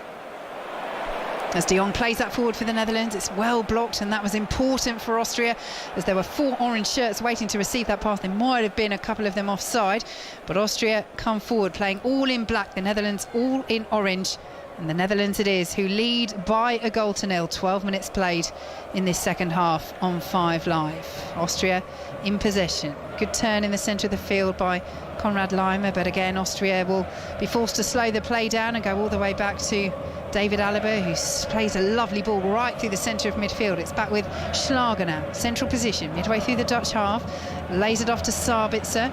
Sabitzer turns away from Wijnaldum, does a 360 Sabitzer, and then goes for goal. It's a weak effort from 35 yards, blocked away by Daley Blind, and that surely, as a goalkeeper, Rob Green, is one of those you see coming, you think, yeah, shoot all day from there. Well, it sums Austria up a bit that Alaba, probably the best passer in the team with Sabitzer, he's way at the back and plays a wonderful ball through the midfield block of the Netherlands side, and then it all comes to a standstill really, and you're thinking, well, if he could be doing that 30 yards further up the pitch, then they could really cause some damage. The Netherlands in possession just inside their own half. A few whistles from the Dutch crowd, which perhaps shows you a little bit about what they want to see from their team, as the ball is lifted forward by Wijnaldum, won't be reached by Weghorst, and goes behind for an Austria goal kick. It's not been his evening, has it, Weghorst? No, and he's we talked about him laying up the shot, the pass for Depay to spoon over, but realistically, you're looking at him, a player in confidence, as you were saying, Vicky, on form, would have taken that shot in a blink of an eye. A chance for you to score another goal at a major tournament, and you turn it away, then not quite firing on all cylinders. Yes, he did score in their last match against Ukraine, Wout Weghorst, but the appearances this month, both at the tournament and in the pre-Euro 2020 friendlies, his first appearances since November 2019. He's been trying for so long to get back into the national side, and I think it's the weight of that as well that is on his shoulders. He gave a very emotional interview to German television after his Euro 20 squad place was confirmed. It means so much to him as the Netherlands have the ball back with Stecklenburg inside his own penalty area, and of course those emotions are also positive, but it does add that weight and that importance as well, doesn't it? Yep, the enormity of it all. You realise the home games, or the group games, are at home, and it makes it that little bit bigger. Yes, all 3 group games are in Amsterdam for the Netherlands, which is an advantage for them, although they have only won 9 of their last 21 games at the Johan Cruyff Arena, but they might make that 10 in 22 because they lead Austria 1-0 here, 14.5 minutes gone in this second half here on 5 Live. And here is their goal scorer, Depay, slides it through into the penalty area for Van Aanholt, down to the byline, cuts the ball across behind offliner, Netherlands corner. Brilliant from Depay, saw him just go. Van Aanholt said, I'm going, and he splits the defence perfectly, weighted. Ulmer does really, really well, puts his head down, has to get back because he's reached the byline. He's just sliding it across the 6-yard box. Last-ditch defending, but effective. And I'll tell you what, behind him, you've got Dragovic and Alaba sliding in there as well. They were covering that near post there. Good defended by Austria, but corner to the Netherlands, which will be swung in right-footed to the far post by Memphis Depay. Headed back across goal, brilliant save, and then just deflects past the post from the follow-up from De Ligt. Excellent initial save from the header by Bachmann, and De Ligt with the follow-up sees it go wide. Completely unmarked at the far post, just steps away, free header, and then flicked in by De Vrij. Brilliant save. So another corner to the Netherlands, swung in again by Memphis Depay. It's another dangerous one, headed out of the 6-yard box and then volleyed over from the edge of the area, and that cleared the goal. Didn't quite clear the stands, but almost ended up with those fans. But yes, the initial corner from Depay, flicked on by Weghorst. De Vrij, what a superb save that was from the Watford goalkeeper. Daniel Bachmann gets both hands to it, and then the deflection behind from De Ligt's follow-up could have gone anywhere. What he did well there, Vicky, was he realised that the header was never going to get down low, so he raised his hands in anticipation. So it may look like, yes, it's up around head height, you should save it, but he's anticipated the header being high because of the closeness of the header and the height of the header. He's able to make the save easier for himself and react. It's good goalkeeping. Well, Austria are reacting to this scoreline. They have made a double substitution. Grilic and Kalajdzic are both on. Lima, one of those going off as the Netherlands win the ball on the halfway line. And Gregoric is the other player who's been released. It has not been his day. Mikhail Gregoric, another player. We were mentioning Weghorst earlier for Austria. It's the same story for Gregoric. His selection was questioned, scored in their opener. Very emotional after that as Weghorst drives wide inside the penalty area. But it's not been Gregoric's day, so Sasha Kalajdzic, the 23-year-old, he's had a great season with Stuttgart, 16 league goals this season, 11 since the end of January. He's on, and they will hope that he can offer them something. And Grilic coming on as well. 4 goals for Hoffenheim this season as Austria give the ball away at the back. Wijnaldum just outside the penalty area to the left-hand side now, and Van Aanholt tried to pull it back to Wijnaldum, and it's cleared away by Austria. It's just the decision-making from the Netherlands sometimes in those areas. That was such a dangerous situation. And Van Aanholt decides to pull it back to Wijnaldum rather than trying to use one of the other orange shirts in the penalty area. Yep, on the ball, you'd say there's one criticism. It's that final ball, it's that decision-making. And also, when they do get it right, remember, it's just been a penalty that they've scored for all the chances that they've created. It's that one penalty which was right on the corner of the box. So, no, they've had one shot from a penalty, one shot from a corner, but umpteen chances to get it right and not done so. And that is why it is still just the 1-goal advantage to the Netherlands on home turf in Amsterdam as Frankie de Jong goes down, concedes the free kick on the halfway line. It's one of those where 2 players went down, they both froze looking at the referee to see what decision would be made, and the decision goes Austria's way. Yeah, good decision. It's a double change we're talking about from Austria. It's a treble change. Yes, it will be a triple change. Nathan Ake, Daniel Marlen and Owen Wijndal are all coming on. So triple change from Frank de Boer. Daley Blind is one of those departing. I'm not sure he knows yet. It's one of, oh goodness, it's one of those. He points his chest, he says me, and I'll tell you what, that is not a happy player coming off there, Daley Blind. He wasn't looking when the subs board went up. I think that was on purpose, and yeah, a little bit frustrated, a little bit like his manager. I do love that psychology, Rob. I mean, I doubt you were substituted very often in your career, if at all, but if I just don't look at the board, it'll leave me on and it'll change it to someone else. I was witnessing a certain Chelsea goalkeeper that did that to good effect. Indeed. Kepa Arrizabalaga. So Van Aanholt is off for Wijndal, and Weghorst is off as well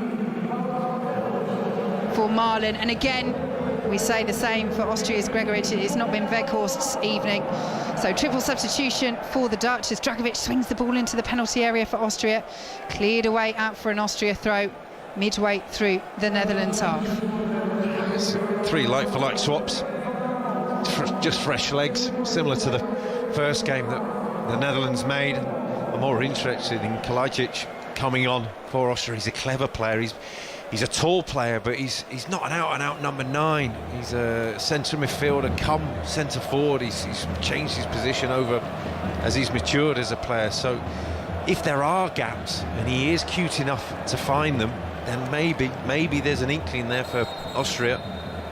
Ball goes out of play for a throw to the Netherlands on halfway. They still lead 1-0, 20 minutes gone in the second half. Yes, that's exactly it with Kalajdzic. He's one of those where he's so tall, you think, well, classic number 9, holds it up, big centre forward. But as you say, he was a central midfielder earlier in his youth, and he describes his style of play as being between a 9 and a 10, which I'm sure they've done their homework on in the Dutch, but it can catch you out. Yep, and you've got 3 defenders, one of them just coming on.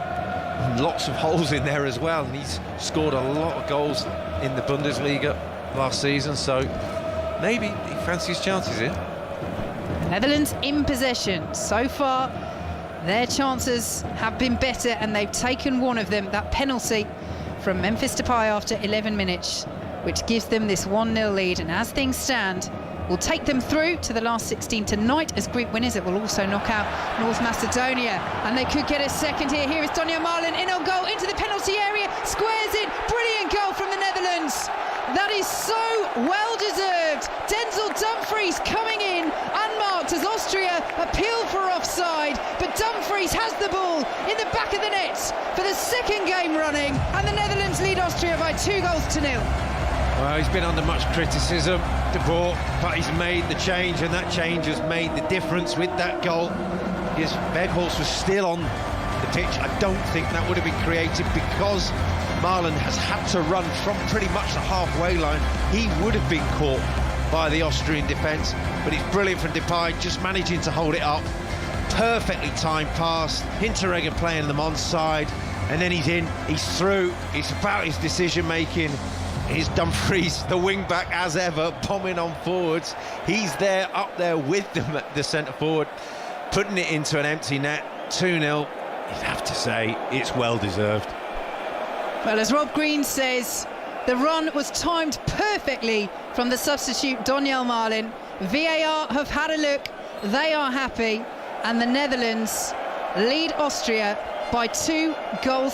And Denzel Dumfries, what a tournament he's having. He scored his first goal for the Netherlands, that late winner against Ukraine in the last match. And now he's scored his second for his country, 2-2 for Denzel Dumfries, 2 goals for the Netherlands.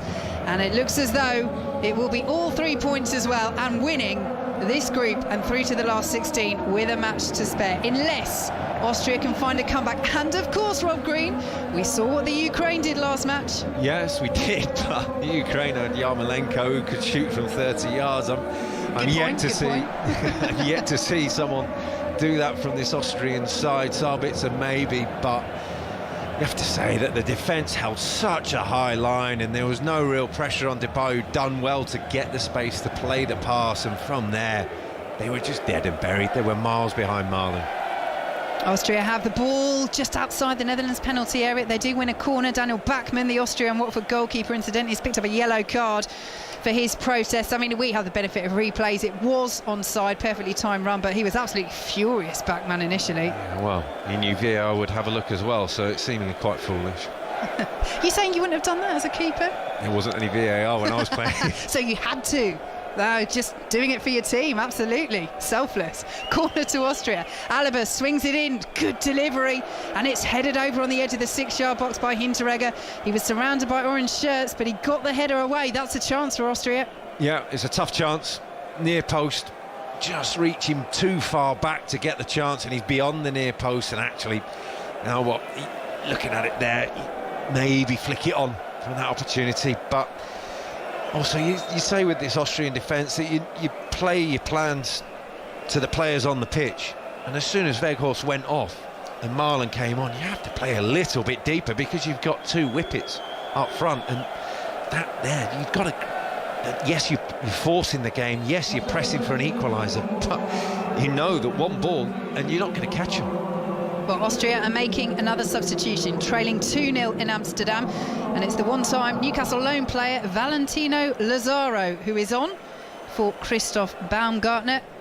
He's had another injury-disrupted season once again, out on loan from Inter Milan, this time at Borussia Mönchengladbach, as Austria clear the ball away from their own penalty area.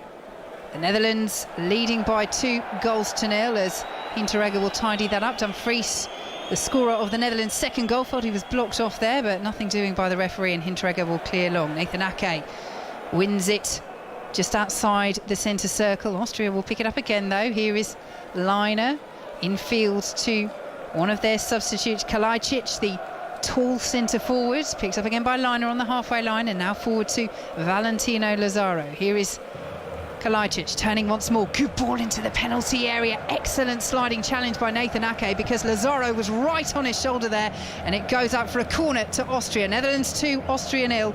25 minutes gone in this second half on 5 Live. Yeah, did exactly what the Austrian defence didn't do for the second goal. Read the danger, dropped, realised that there wasn't pressure on the ball, knew that the run was going to go in behind him. Intelligent defending. So corner to Austria. Lazaro has his right hand in the air, swings it into the edge of the 6-yard box. There's a scramble in there and it rolls just past the post of Stecklenburg, who I don't think was getting there. The decision is another corner to Austria. My goodness, that was close. Yeah, Kalajdzic didn't really know much about the header, and Stecklenburg certainly didn't know much about the finish after the deflection.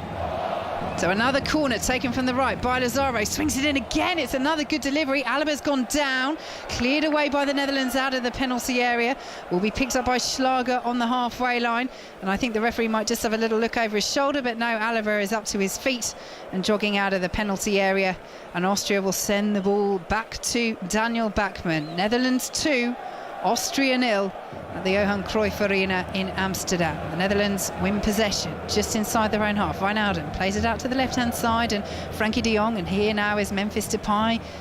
Vindar was streaming forward, blocked by Austria. Memphis Depay will go for the curler. Well, he was trying a Yarmolenko other side of the goal, and it went high and it went wide. Yeah, not quite the end result, but you're looking at these from that game. They're clearly not well organised from free kicks, the Netherlands side, and 2 opportunities now for the Austrian team from corners. So set pieces as well as just general defending is an issue for this this Dutch side, and it's going to be something that they've got no time to work on it, but they need to improve. They're having to defend here, Austria with the ball, but still inside their own half. Austria trailing 2-0. Austria, who have never in fact lost in Amsterdam, although they've only played 4 matches in the Dutch capital city, but they are losing here, and it could be about to get worse. Here is the scorer of the Netherlands' second, Denzel Dumfries, out to the right-hand side, in field to Doniel Marlin as the Netherlands work it back to De Roon, and now Frankie de Jong, central position midway through the Austria half. Now De Roon once more as the Netherlands just slow the play down and go all the way back into their own half. Remember, we have a new episode of the Daily Euros for you to download on BBC Sounds tomorrow morning, every morning throughout the tournament, all the latest news, the big interviews, and you can also download a new episode of that Peter Crouch podcast tomorrow morning as well, as the ball goes out of play for a throw to Austria on the halfway line, and the Netherlands are preparing to make another substitution, and you can listen to the applause here because Ryan Gravenberch, one of their bright young talents, is coming on for Martin de Roon, and the Dutch fans inside the Johan Cruyff Arena are very pleased to see Gravenberch coming on, because this is Ajax's home stadium. He is their young player of the year as they won the double, a real breakthrough season with them. 5 goals and 6 assists, scored in the Dutch Cup final as well. And the 19-year-old is on. What can he do in these final 17 minutes or so? Just a straight swap, slots into that holding midfield role alongside de Jong, and you're looking at the Dutch now, you're thinking, okay, 15 minutes to go, let's please have a comfortable finish, certainly something that we they didn't have in the first game against the Ukraine, and as long as they don't give away any more set pieces, you feel like they might get away with it. Yes, it's set pieces that have really troubled the Netherlands this evening, when Austria have been able to make something of them, as Hinteregger goes off on another one of those marauding runs. The centre-half lays it off to Alaba, who is now out on the left wing. They've switched the formation a little bit here, Austria. They've done what Rob Green's been asking them to do for a long time. They're getting their captain, David Alaba, into situations where he can hurt the Dutch from an attacking perspective, as Dragovic sends a long ball into the penalty area. And I'm looking at you, Rob, another one that the keeper's eyes light up for. Yeah, well, centre-half crossing the ball from 40 yards, and unsurprisingly, the quality wasn't there. But no, we talked about Arnautovic being suspended for this game, the impact that it has, and he might have started, he might have been sub, but also it takes away one of your options as a substitute if he had have started, and Gregovic, you would imagine, would have been coming on. And it just, when you don't have that bigger squad and you don't have those options, it hurts twice, because the guy coming on, Lazaro, isn't as strong as the guy started. So yeah, the real impact that has had on the game. Memphis Depay picks it up for the Netherlands, just inside the Austria half. 15 minutes to play. Netherlands lead 2-0 on 5 Live. Here is Gravenberch inside the penalty area. Plays it back to Memphis Depay, right-hand side. Tries to play it back through, but it's well intercepted by the former Newcastle loan man, Valentino Lazaro. And then brilliant sliding challenge from Denzel Dumfries. Hey, he got back there, didn't he, Rob? He's got back, yeah. I think he's appreciating that Gravenberch is on the pitch and he's managing to bomb on us instead of him, and yeah, he's saved his energy for coming back, but taken a blow in the nether regions for it. Indeed, he's in a little bit of pain, the Netherlands man, as Valentino Lazaro appeals, but Denzel Dumfries is giving a little thumbs up to the referee, but he's breathing heavily, Rob. He's doing a very strange disco dance by the looks of it. But it is a throw to the Netherlands, and Dumfries, well, I was going to say he's recovered enough to take it, but he's launched it in two-handed, and then he's bent double again as he's walked back onto the pitch. He might need a little bit more help tracking back just for a couple of minutes, as Austria have the ball just inside the Netherlands half. If you thought he was going to track back and that's the reward he gets, then you can think again. Yeah, he'll be saying to Frank de Boer, no thank you, I won't be doing that. I've scored the second. I look to have made the 3-point save, the 3 points that will see the Netherlands win the group tonight. As Bachmann took a risk there on the edge of his penalty area, just taking it away from the onrushing attacker and playing it out to the left-hand side. One of those as a keeper you say, oh, I knew what I was doing all the time. Cool as you like, Vicky. Now had it under control, yeah. Heart would have been in his mouth as he was turning then. Austria work the ball down the left-hand side. Here is Alaba on this left wing, midway through the Netherlands half. And plays it forward, and now will be all the way back to Hinteregger. The Dutch are dropping deeper and deeper as Hinteregger advances forward, and now here is Schlager, 35 yards out. Thought about the shot as it opened up. Instead, will work it out to the right-hand side, just ahead of Lazaro, though. And the Netherlands will bring it forward with Wijndal, but it's picked up again by Austria. Right-hand side of the penalty area, in field to Schlager, well closed down, and will be picked up once more by Austria, who again try to work it towards that penalty area. Schlager then eventually does send it in. It's headed away. Wijnaldum picks it up for the Netherlands. Lovely turn, but tried to slide it through two black shirts and didn't manage to. Ulmer delivers the ball into the penalty area. It's 3-on-3 there for a moment for Austria. The Netherlands clear the ball away. Austria have it again outside the centre circle. Frank de Boer must be so frustrated on the touchline. How on earth did that situation with the slow build-up end up 3-on-3 in the Netherlands penalty area? It's just their instinct is to go, and the worst possible thing they did was win the ball back, because the players just went, right, we're going, we're off, we're on the break. And you know, you're 2-0 up, you've got just over 10 minutes to go. Just see the game out. You're through to the next round as it is. Just take your foot off the gas, sit deep and defend, organise. I don't know whether they can do it. Ball is back with Stecklenburg, who clears long, who in that situation I think would have been going, come back. The ball spins out of play. Just need that experienced head in there, just to tell everybody, just to calm down, just to see the game out. What you don't want to do is turn this into 2-1 and it be a real fight. So 12 minutes plus added time to play. The Netherlands 2, Austria 0. A scoreline that is going to see the Netherlands win the group this evening and go through to the last 16. A scoreline that will also see North Macedonia knocked out of this competition, their major tournament debut. Austria ball into the penalty area, cleared away by De Vrij, and the ball will go out for an Austria throw midway through the Netherlands half. Remember the big one tomorrow. I say remember, how could you forget? England against Scotland at Wembley from 8 o'clock. We will be live inside the stadium with John Murray, Chris Waddle and Pat Nevin. Our build-up starts on 5 Live Breakfast from 6 a.m. Nikki Campbell is out in Leicester, Rachel Burden is out at about in Glasgow. We will have both sides very well represented as we build up to our commentary from Wembley at 8 o'clock. Austria at the Johan Cruyff Arena in possession, trailing the Netherlands by 2-0 as Alaba plays it back to Hinteregger, and the organisation from the orange shirts is good. Austria trying to pick up the tempo in sweltering conditions in Amsterdam as the Netherlands clear the ball away from outside their own penalty area, and you can tell now there are some tired legs out there, Rob Green. Yeah, the game slowed down, and that lends itself to the Netherlands just seeing the game out and looking at the clock. 80 minutes gone. Austria yet to have a shot on target in the game, not tested Stekelenburg at all, and you can see why. You can see that when they do get it and they get the opportunity, it's slow. They're not so sure on the ball, they're not confident on the ball, it's not slick like the Dutch, and it's just one now where they'll sit back. You hope. They haven't done so far, but you're thinking as it slows down, just see the game out, let it peter out. Here comes Alaba for Austria, though. He does go for goal, and it's wide of Stekelenburg's post, and Stekelenburg is screaming at his defence there, and you can see why, Rob Green, because it was so clear what Alaba was going to do. Yeah, and it's the one player that you don't want on the ball shooting from distance. You just got to get out to the ball quicker.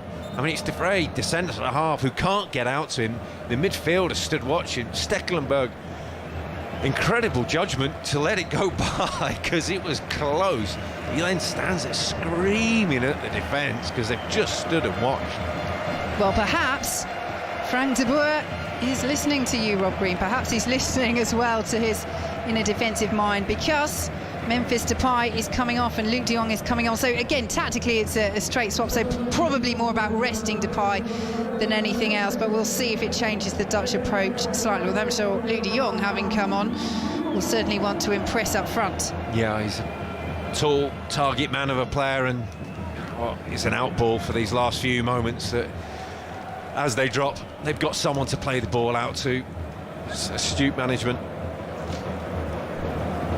Here are the Netherlands in possession, but they've lost it on the halfway line, and this could be risky. Sabitzer for Austria, midway through the Netherlands half, left-hand side. He's looking for the black shirts to arrive ahead of him. The orange ones instead are crowding him out, but he does hold on to it, Sabitzer, as Austria are forced back. Here is Alaba, the captain, to Grilic, closed down by Luke de Jong, who's just come on for the Dutch, who lead 2-0 into the final 8 minutes in Amsterdam. Now Liner for Austria, right-hand side of the penalty area, swings the ball in right-footed, headed away by De Ligt.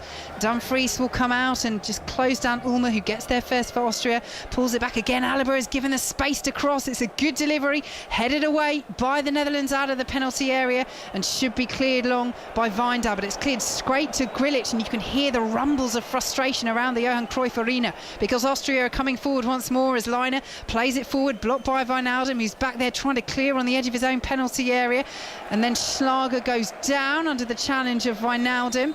The decision is throw. Schlager gets back up to his feet, and there's a big smile between he and Wijnaldum as Austria, having made 3 changes earlier in this match, are preparing to make another 2. It's last chance saloon now, so Lienhart is on for Dragovic, and they will make another substitution as well as Lienhart enters the field. And Onisiwo is on for Schlager as well. Attacking changes for Austria, and they have to be from Franco Foda. Yeah, you're asking about it. The breakaway before, which they had, the opportunity was there. And Sabitzer had it, and he was looking for the options to play, and the gaps were there because of the break. But they spent so much energy in this game doing the high press, trying to go toe-to-toe with the Netherlands side, that they just didn't have the legs to get up with him, and the opportunity went. Ball played into the penalty area though, looking for the substitute, whose header on Onisiwo is straight at Stecklenburg. And again, you can count on the fingers of one hand that Stecklenburg has been called into meaningful action. He got the header on target, but again, straight down the throat of the goalkeeper. Yeah, it's good play from Kalajic. This is what he does. He steps off the defence, one touch, turn, clip pass, and it's straight onto the substitute's head, but it's a bit of a sponge head. Didn't have any power into it, and it's comfortable for Stecklenburg. So the Netherlands in possession, just inside the Austria half, played out to this left-hand side, and Wijndal outside the penalty area. The Netherlands 2, Austria 0, approaching the final 5 minutes in Amsterdam. The Netherlands 5 minutes plus added time away from moving through to the last 16 tonight as group winners, as Nathan Ake of Manchester City has the ball on the halfway line all the way back to Matthijs de Ligt, and now Frankie de Jong, and Ake once more outside the centre circle. We mentioned it earlier, Rob, but de Ligt hasn't had too much to do but has moved freely during this match, and I think given the fact he missed the first game against Ukraine with injury, that will be job done for Frank de Boer. Yeah, get some minutes under his belt, get on to the next game, I think.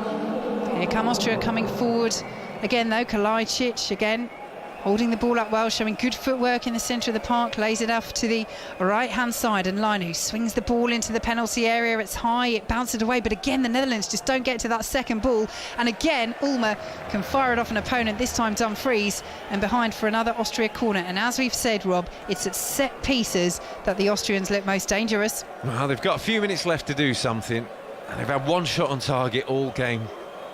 Just make it interesting for these last few minutes. Ask the question, because Netherlands, they failed in the previous game. Corner swung high by Austria, looking for Liner on that far side. It's cleared away by the Netherlands, and will go out for an Austria throw deep in Dutch territory. That's the worst corner of the game so far for Austria, and they've got big players in the team. They just need to find them. Here is Valentino Lazaro down by the Dutch corner flag on the right hand side, pulls it back into the centre of the pitch, and Grilic, nice footwork, sees him advance towards the Netherlands penalty area, then almost lost the ball there, Grilic, but does lay it off to Liner. And now Alaba, the Netherlands leading 2-0 here on 5 Live in the dying stages of this match, as Alaba picks it up 25 yards out. He's eased off it by Wijnaldum, and Wijnaldum will bring it away for the Dutch, checked inside his own half, but will play it out to the left-hand side now as the Netherlands advance over the halfway line, with Marlen taking on Hinteregger, who stood up very well there and then got a second bite on the ball too, but the Dutch have won it back with Wijndal, and now out to Marlen again once more, and Marlen will just slow the play down as Frankie de Jong comes and joins in. And this is game management from the Dutch. Finally, Rob.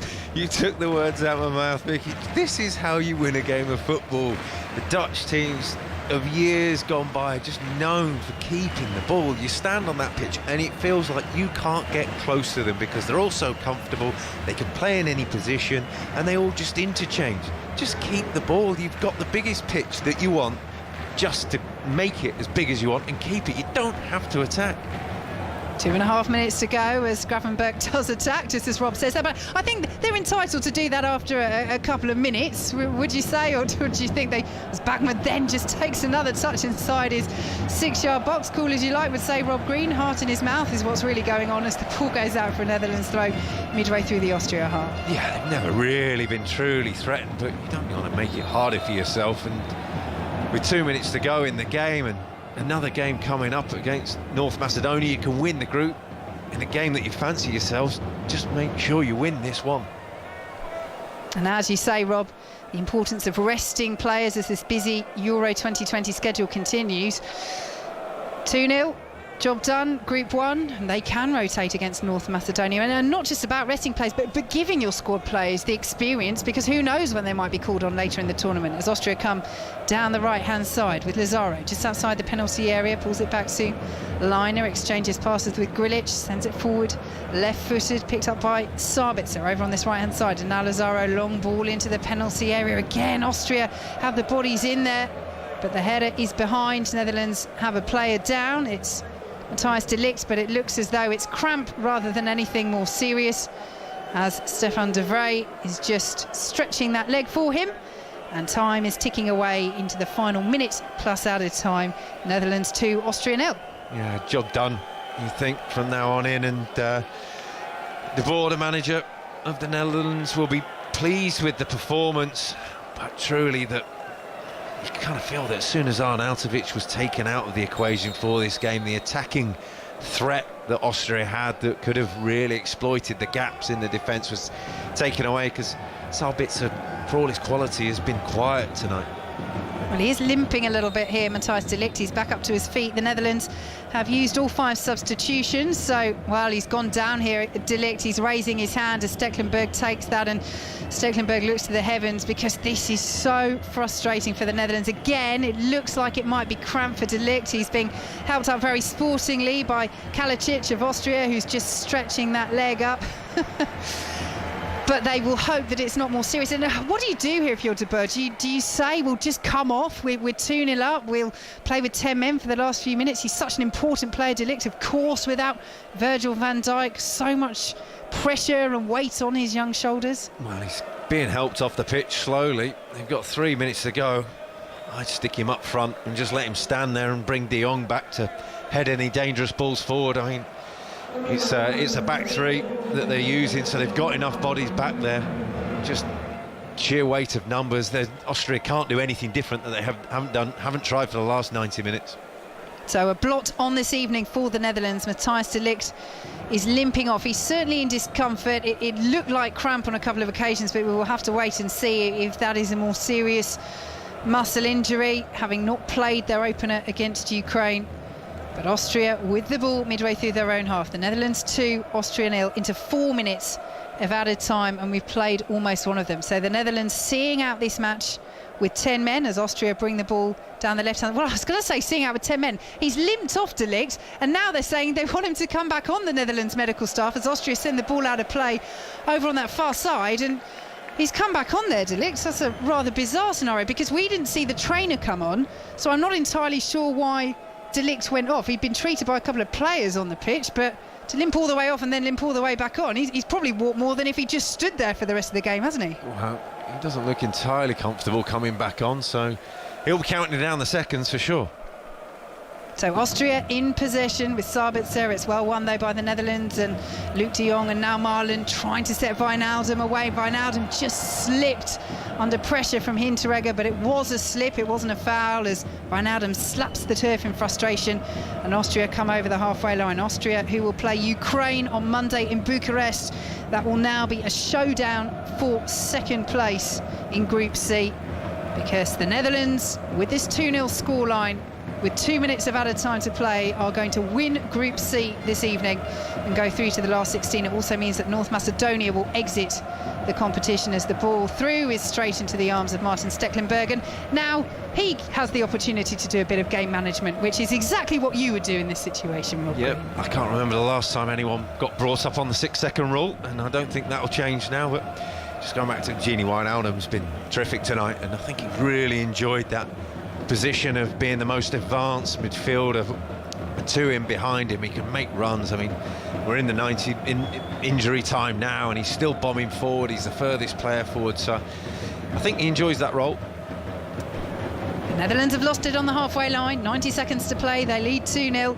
It will surely now just be a consolation for Austria if they can find one, if they can breach this Netherlands back line, which they have struggled to do. They have offered some threat from set pieces, but the Netherlands are keeping this clean sheet, and they've won possession just inside their own half. And Wijnaldum has looked for the run of Wijnaldum. Wijnaldum on the edge of the penalty area. They're not committing too many orange shirts forward. Wijnaldum might not need them, but Hinteregger again has made a very good challenge there, and again at the second attempt wins the ball. He's had a good game, Hinteregger, for Austria.